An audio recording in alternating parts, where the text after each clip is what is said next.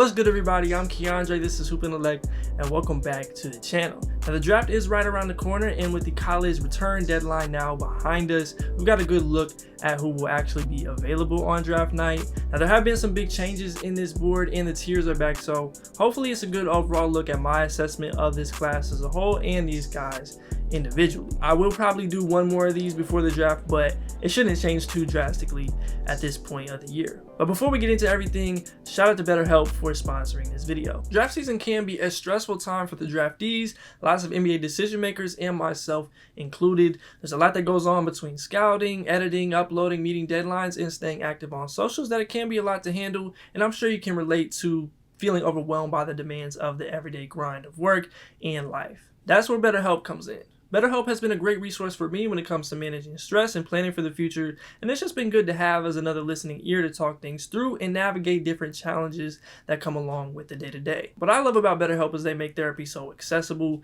You can have sessions over the phone, video chat, or even through messaging if that's more your thing. They have a huge network of over 30,000 licensed therapists, so they'll be able to find the perfect fit for your needs. And if you ever feel like you need to switch therapists, you can do so easily at no extra cost. If you're feeling stressed or overwhelmed or anything in between, I highly recommend giving BetterHelp a try. They're currently offering a special discount off your first month when you sign up using my link. Just go to betterhelp.com/HoopIntellect or select HoopIntellect as sign up, and that link is also in the description. Investing in your mental health is always going to be a great decision, so don't hesitate to reach out for support through BetterHelp. With guys like Hunter Salas, Jameer Watkins, Alex Carabin, and others all deciding to return to school, we do have a bit lighter pool than before, but there is still a decent amount of talent here. I say the bulk are worth more Exhibit 10 and Summer League opportunities, but there's some potential two-way guys. I really like Riley Minix out of Morehead State. He's got a crazy path going from NAIA to the OVC Player of the Year, but he's a big wing/forward shooter who does a good amount well, and I think is worth a shot. Cam Spencer is older and a smaller off guard, but he's an obvious winner, big time shooter who can make a play and the type of competitor that you want on your side. Trenton Flowers did enough at the combine to me to at least be in the mix more.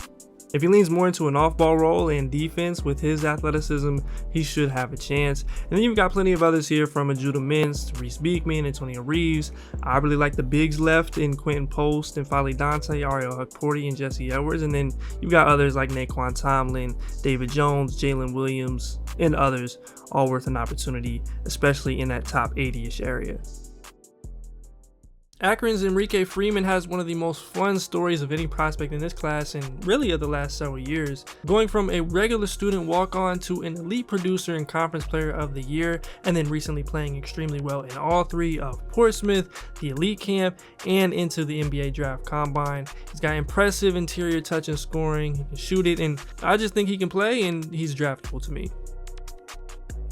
Bronny James is already the most polarizing likely second round pick that will ever exist. Now, he never got to fully show what he was capable of before entering this process, primarily because of his health situation, and that has come with an unreasonable amount of scrutiny from all directions. But for me, he still remains a draftable prospect. He's a great athlete, he defends, he's unselfish.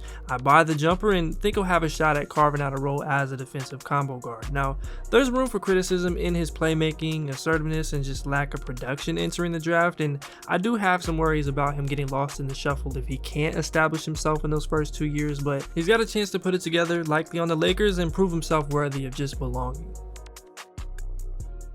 Juan Nunez brings a nice game as a guard with some special abilities to pass the ball and operate in the pick and roll. I'm still a little bit more skeptical in him as a shooter, but he's made improvements, and the fact that he measured in at 6'4" without shoes is kind of significant to me. He also just signed with Barcelona, so if he does stay in the draft, he'll be a nice stash candidate for teams.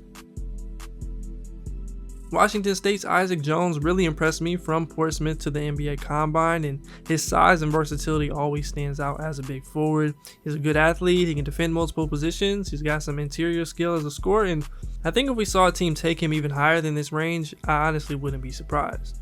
Trey Alexander didn't have a very good showing at the combine, but a well-rounded combo guard with a plus wingspan has appeal. I do worry he's a bit more of an undersized off guard who probably lives in the mid-range a little more than teams are going to want, but I think he's a fine second-round pick that will likely be on the fringes of a guaranteed deal. Ethan Almonte is still a young prospect worth taking a flyer on. I've said this a few times before, he didn't really stand out in a real way this year. He produced well enough, but he's a little undersized at the 5. He doesn't really protect the rim, not a great athlete, but I like his feel, his upside as a scorer on the interior, his versatility as a mover, and he'll likely have a couple years in the G League to figure it out. And if a team is willing to give him that opportunity, he could exceed expectations. Now all these tiers are still somewhat flexible. I spent a good amount of time this year trying to figure out how I wanted to do it, but this is a solid look and hopefully I'll be able to work it all out for the final board. But for now, this is what it is, and here we've got more of the two-way looks with some of those outside of the top 60 also in this group. Baylor's Jalen Bridges is a solid 3-and-D bet as a 6'8 wing. He was quietly great for them this year and really turned it on as a scorer late, and though he's another guy who's older and doesn't necessarily have an elite skill, I like his game and think his skill set is tailor-made for being a role player. Clemson's PJ Hall decided to stay in the draft, and he has an impressive skill set as an interior scorer, role partner, and potential floor spacer. Now he's going to have to work defensively to stick and probably shoot it at a level that he didn't this year, but at 6'8", 7'2" wingspan, with his type of production, he's still a solid prospect to me. Justin Edwards is likely locked in as an early to mid-second round upside swing on the wing. He showed more of the shot-making flashes at the end of the year and in the combine to go along with the solid defense, but he still doesn't have an elite skill. I question what he does best in the league, but he is still fairly young and could pay dividends down the line as a former top 5 pick candidate. Jamal Shead is a pretty cut and dry evaluation. He's a tremendous point of attack defender who can make plays offensively and plays with a lot of fire. He's small and is going to have to shoot it to have a chance at all, but he's a proven winner and I'd be surprised if he hasn't interviewed as well as anybody out there. Oso Ighodaro has a good amount to like as a versatile defender, playmaker, and finisher at the rim. Now he's a bit undersized for a 5 at 6'9.5" with a 6'11" wingspan. He also doesn't shoot it yet and hasn't been a great rim protector, so he'll have his work cut out for him for those reasons. But he's always impressed me as a good player who gets the job done and could pop in the right spot. AJ Johnson was one of the biggest winners of the draft combine to me, just showing the ability to hang with this level of competition and make plays in the process. I still think he's very raw. He's basically 165 pounds at 6'5", but he certainly convinced me he's a second round pick and hit on some of the potential that he showed in high school. UConn's Tristan Newton is definitely draftable as a well-rounded guard with solid size who was the catalyst for the back-to-back champs. He's older and was never a great shooter or defender during his time, but I think he impacts the game in too many ways. He makes plays and is malleable enough to fit in a lot of spots, and that makes him a good option in the mid to late second round.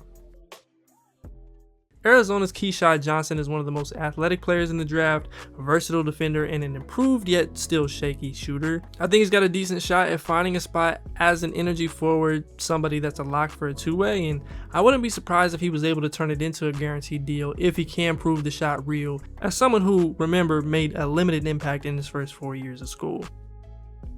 Arizona's Pelle Larsson is another guy who has an intriguing all-around skill set and has impacted winning consistently to this point. He'll need to get that three-point volume up and take advantage of his opportunities a little more than he has in the past, but he's someone I'm always pretty impressed by and I'm sure has a good number of fans and organizations. UNC's Harrison Ingram is a connective wing / forward who can do a little of everything.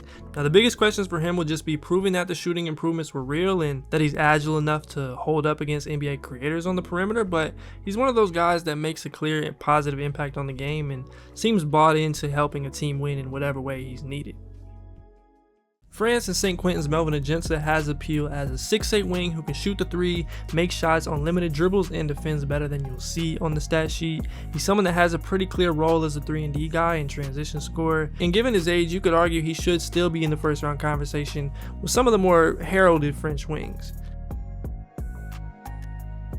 Jonathan Mogbo has seen his stock skyrocket over the last couple months, and I'm glad to say he's been on the board for the better part of the year. He was impressive at the combine, showing off every element of his game, and even with him not fitting into a clear NBA role, his defensive versatility, athleticism, and playmaking are enough to bet on, and in the right spot, I'd consider him as high as a late first. Now this is more second round guarantee candidates, and realistically those with more middle to back end rotation upside. There's a couple of upside plays in there as well, and I still would consider many of them for teams in the late 30s, and it might still move around a bit before the next board. Ulrich Chomche maintains a lot of interest as an upside pick. He's a raw big who has the potential to stretch the floor, block shots, pass, and he's younger than plenty of 2025 prospects. I'd be surprised to see him play much in his first couple years, but there's interest in pre-drafting someone that would have possibly been a first round pick next year had he chose a different route, and his flashes are definitely that of a high impact player. Louisiana Tech's Isaiah Crawford has a great profile as a versatile wing defender that put up some absurd stocks numbers and can score it from a few places on the floor. Now, he played lower tier competition and tore his ACL twice in his college career, and that's going to weigh heavily for decision makers in a way that we're never going to have a first-hand account for, but I think he's someone that could end up a steal if things check out for him in a similar way to a guy like Vince Williams. Despite being a bit undersized, Adem makes up for it with his 7'4" wingspan and elite athletic abilities to protect the rim, finish plays, and cover ground on defense. He was in a pretty awful context this year with the type of responsibility that he had offensively, but in NBA spacing and a more compact role, if he can limit fouls and control the energy a bit, he'll have a chance at being that energy big off the bench. I wasn't sure if Jalen Wells would stay in the draft or go back to Washington State, but he belongs here. He's a 6'8" wing who can really shoot it and has some game off the bounce. He's a solid mover on the ball defensively, but he did post some red flag numbers as an event creator and needs work off the ball. Nonetheless, he was extremely productive for the Cougars down the stretch and has an intriguing skill set for someone who was D2 prior to this year. I felt like Cam Christie had a high possibility of returning and transferring next year, but he belongs here as one of the very best shooters both off the bounce and off the catch in the class. He's going to have to develop the drive and physicality to defend in the G League early on, but as I said months ago, I think he can be an impact player down the line and he has the skill set to deliver first round value. Nikola Jurisic has firmly established himself as a potential first round, early second round pick with his play down the stretch of the year and his Eurocamp and Combine performances. He's got good size on the wing, the shot is coming along, he can make plays, and I think he fits the bill as a potential contributor and should have plenty of interest from teams. KJ Simpson was another one of the best performers at the Combine on top of what was a great year at Colorado. Even though he's smaller, he's got a great, well-rounded game. He can get to the brim. He's a solid passer. There's a real path to him being a rotation guard, and I think he's someone that should go in the top 40. Bobby Klintman remains in this big tier of players from the 20s into the 30s. I still like him enough as a big wing who can do a little of everything. He doesn't necessarily excel anywhere, but as long as the shot is there, and I believe it will be, he'll have a chance at carving out a role at some point in an archetype that is a hot commodity around the league. Meninga who wants it down low, he's got Brown for company. Klintman in the corner again. Dylan Jones has one of the most unique profiles of any player as a 6'6" power guard with absurd raw box score numbers and skill as a passer and rebounder. There's still a big question in his three-point shot and to playing more in a complementary role that we haven't quite seen yet, but I think he's good at enough things to draft and just tell him to go figure it out. Creighton's Baylor Shireman has obvious appeal as a big wing shooter with great confidence and the ability to be a plus on the glass and as a passer. He probably won't be a great defender, he's not the most impressive athlete by any means, but he can play and has continued to show that from the Combine and now reportedly into his workouts. AJ Mitchell had a really good Combine, showing that he could compete with the other draftees and hold his own. He's a very good playmaker, and while he wasn't great defensively in college, I think he'll lean into that more in the league, and he showed it in those scrimmages. He's got questions in his shot and separation ability, but I think he's got enough to carve out a role. I've revisited Tyler Kolek a few times in doing Big East profiles, and it always feels like I should be a little higher on him than I've got him ranked. Nothing new really stood out, but it was just a reminder of how impressive he is as a playmaker, competitor, and improved shooter. I still have some concerns defensively that aren't going away, especially measuring in at 6'1", but as a backup table setter, I think had Kevin McCullough been healthy down the stretch of the season and obviously into the pre-draft process, many teams and public boards and mocks would still be very much in on him as a potential first-round pick. He seems to be falling more into that early second-round range as he's been unable to work out in scrimmage, but I buy his defense first, his connected playmaking, and the shot being decent enough to be worthy of a selection. Nothing has really changed in my opinion on Ryan Dunn. He's an excellent defensive prospect who tested really well at the combine athletically. He's just got a ways to go in his shot and will need to be in the right situation to maximize his offensive game and bring it along. The appeal with him is he has an elite skill, and though there may be more well-rounded options or young wings with various levels of upside, he's someone who at least knows what it's going to look like and has the roadmap to success. Keyshawn George is one of those prospects where there is statistical evidence that suggests he's not much of an NBA player. However, when I watch him, his combination of shooting, playmaking, and defense always stands out, especially at 6'8". Now, being a lower tier athlete and skinnier wing does hurt him, but I think first round is still a reasonable possibility. Johnny Furphy decided to stay in the draft and has garnered interest as high as the late lottery for his athletic tools and upside as an off-ball wing. I have some hesitations in his ability to do much with the ball and in his defense, but the effort is definitely there, and as long as the shot is there, he should be a fine pick from the late teens into the late 20s. Now, this group is where I'd start to consider late first round contract opportunities and longer term second round guarantees. It's fairly big, and those towards the top have cases to be in the next group with a little more shot at being rotation pieces, but it's solid nonetheless. Pacom Dadie's upside as a 6'8" wing who does well as an off-ball scorer, has the tools to defend, and performed well down the stretch make him a potential first rounder. He also has some intriguing shot making and passing flashes that could come to fruition down the line. Now, he's likely going to take some time as well, but I believe he could outperform many of the toolsy wings that are often in his range or he's compared to. There's nothing really new to say about Ignite's Tyler Smith. He's a stretch 4 who I believe to be one of the best shooters in the class, even with some of his combine lower numbers, but questions about him being able to either defend more on the wing or play the 5 still keep him from being in that next tier for me. For a smaller wing, it was good to see Jacoby Walter measure with a 6'10" wingspan. That gives him the ideal tools to be that 3-and-D KCP-ish wing, but the defense wasn't there in the way that I'd like it to be as a potential lottery pick. I still think he's solid. He's a really impressive movement shooter, should have a little bit more off the bounce, but that's how I see him at the moment. Coast of Australia or worldwide? I think Yves Missi is a solid big man prospect as one of the most effective defenders and vertical lob threats. He's also 7 foot in shoes and has some driving upside as well, which only helps his case. Now, some of the touch around the rim and fouling weren't great, but he's an important piece of a center class that I think will be recognized as good and deep in any year. Duke's Kyle Filipowski is a solid prospect as a skilled 7-footer who can make plays, space the floor, and improve defensively in a lot of ways. Now, there are still some questions on that end. He's got a negative wingspan and has been a streaky shooter in his career, but anywhere from the right fit in the top 15 to the mid-20s is a fine spot for him. It's still tougher for me to get fully on board where some people I've talked to have Zach Edey ranked, but I do see him making an NBA contribution. He's massive, he's got great touch, and though he's a true drop big, he moves well enough as the biggest player in the league. As long as he leans into the modern game, aiming to be the best screener in the league, scoring quickly against mismatches, and most importantly, managing NBA level pull-up threats in the pick and roll, I think he'll be good to go.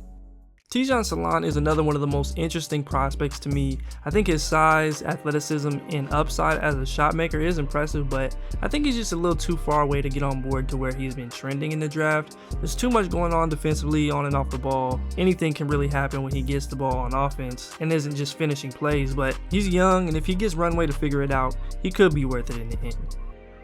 Tristan da Silva is probably the guy hiding in plain sight to sneak into the lottery. He's someone that every team could use as a high field forward that shoots lights out and can defend a couple positions. Now, he's not quite the athlete or creator to be more than what he is, but I think he's going to contribute, and there's a 0% chance he makes it all the way past Cleveland at 20.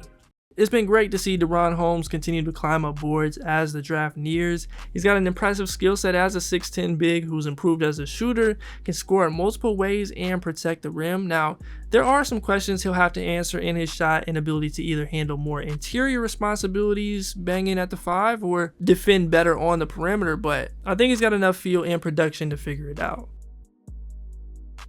To me, Jalen Tyson is an easy player to like in this class. He's one of the best wing creators capable of creating shots for himself and others, and while the defense wasn't great at Cal and their team wasn't good, he's had moments of being solid in previous stops, and I think he'll be able to make that adjustment to more of a complimentary role. And for that, I'd probably take him as high as the late lottery and into the early 20s, though his stock is more late first right now. Yeah, I had a couple of them, so Joe Ship to be the name one. Yeah.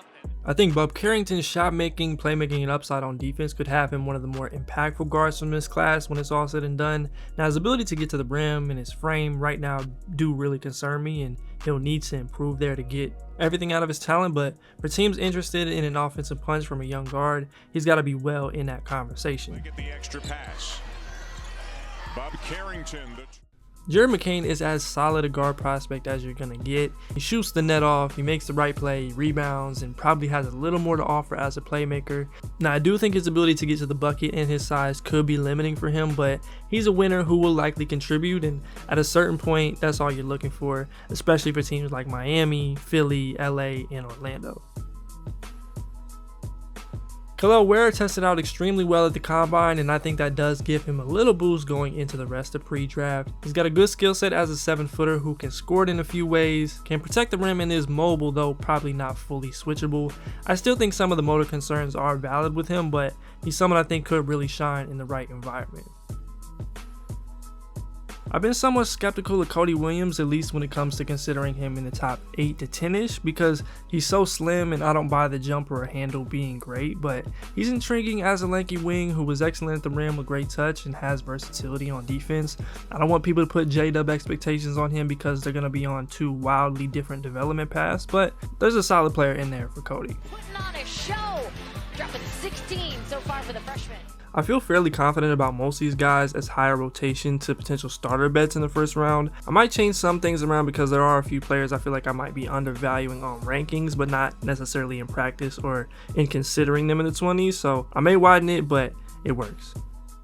Providence's Devin Carter has become one of my favorites in this class and a guy I'm certain is going to impact winning in the NBA. He may not have the prototypical size as sort of a combo guard and somewhat questionable creator as a 22-year-old, but he's got all defense upside to me, a fantastic motor, 6'9" wingspan, and a vastly improved offensive game. There's been a lot of rumors floating around about a lottery promise, and while certain things don't particularly add up all the way if that were to be the case, I would kind of be surprised if he didn't go lotto at this point.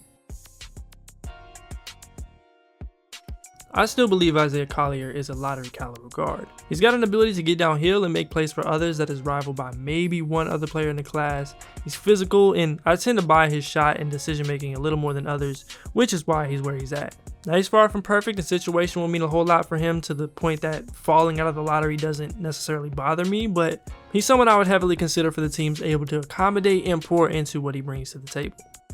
Dalton Knecht is one of the class's premier shooters and scorers with good size, and while he's older and probably won't ever be more than a neutral defender at his very best, he's got a clear pathway to a role and absolutely dismantled great teams as the only real offensive option on Tennessee, and I think what he brings is going to be attractive for teams as high as the mid-lottery. Modest Buzelis has generated a lot of buzz among teams late in the draft process, and even with some of the struggles that he had with Ignite this year, the idea of a 6'10" wing/forward who can connect on offense, is an underrated defender, and really just needs the shot to stick is an intriguing one, especially if he can hit on some of those weak points in a workout setting. Now, I still think he's got a ways to go from what he showed this year, but he's a solid bet in the top 10. The news on Nikola Topic's partially torn ACL makes things even more interesting in the lottery of this draft. It doesn't really change my position on him too much unless he's going to need surgery and won't play at all next season. Now, they've said things have come back positive, but in that case, depending on the team, he might not be worth investing in if you're trying to integrate him and whoever you pick in 2025, and who knows, maybe outperform expectations this year. It just gets difficult fast, but he's still a super dynamic playmaking talent and one I'd consider throughout the lottery. Stephon Castle's reported demands of being a point guard in the NBA are really confusing to me.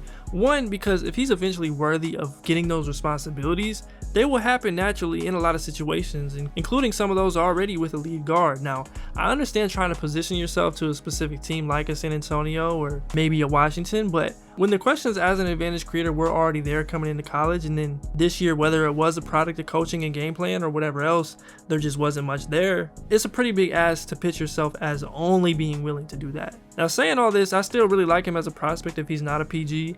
I do think it's going to take him a second offensively and would understand if you were out for that, but the defense size playmaking is enough to see the floor and make him a valuable piece in the league. The case for Reed Sheppard remains the same at this point. He's an elite shooter, a good passer, and stocks creator on defense, but questions about his size, his point of attack defense, and ability to create as a point guard are still there. I'm pretty sure he's going to contribute in the league, and his advanced numbers are suggestive of a perennial all-star, but the right situation like a Houston, Detroit, or San Antonio will probably be necessary for him to reach whatever his own ceiling is. You better know where number 15 is and run him off that three. Zachary Rizachet ended the season about as strongly as he possibly could, playing great in the playoffs for JL Borg and knocking down open looks once again, and it's made me more confident in him as a player.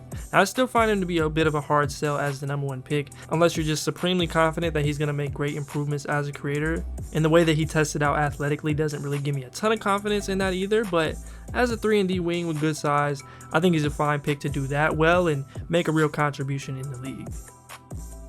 I think Donovan Clingan is one of the surest bets in the class to contribute. Now, his offensive skill set still feels a little limited to ordinarily have him in this range unless he somehow learns to shoot, but there's just too much evidence for his defensive impact being great in the NBA, and he's got elite size. As long as the medicals check out, I think he has a chance of eventually anchoring top 7 defenses, and that's extremely valuable. Rob Dillingham remains the best creation bet in the class, but with him also having a chance of being the worst defender in the league at his size, that naturally creates a need for him to negate that as a star on offense, especially the higher that he's picked. I get the wider range and hesitation for that reason, but I think he just brings too much as a playmaker and shooter, and I think in a spot like San Antonio, he could exceed a lot of expectations. Dillingham. Even with all the noise about him potentially falling out of the lottery completely due to workouts, Ron Holland is still one of the top prospects in the class to me, and I think it would be egregious if that were to happen. His offensive production as a slasher and his skill progression at the pro level are worth buying, and he has great upside as a defender with an excellent motor. He's far from a finished product or this prospect that just has no questions, but the possibility that he's this year's Cam Whitmore or Tyrese Maxey, both of which I liked a lot at the time, is extremely high if those rumors are true. I didn't think that I'd have Alex Sarr #1 for basically the entire year. I don't think that's happened since Cade Cunningham, who never moved from that spot for me. Sarr's overall upside as an athletic big who can switch, protect the rim, finish plays, and eventually expand on his offense is the best combination of impact and upside to me. Now, in saying that, he's not a completely can't miss star, and the expectations should reflect that, but I like what he brings and think if you keep Trae Young, Jalen Johnson, and some surrounding pieces and build with Sarr, you could get somewhere significant in the near future.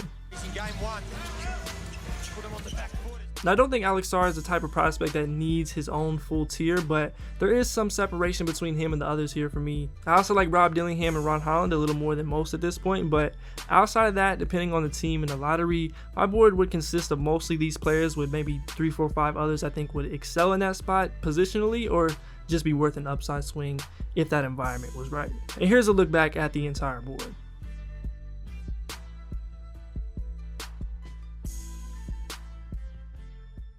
I appreciate y'all for watching this video.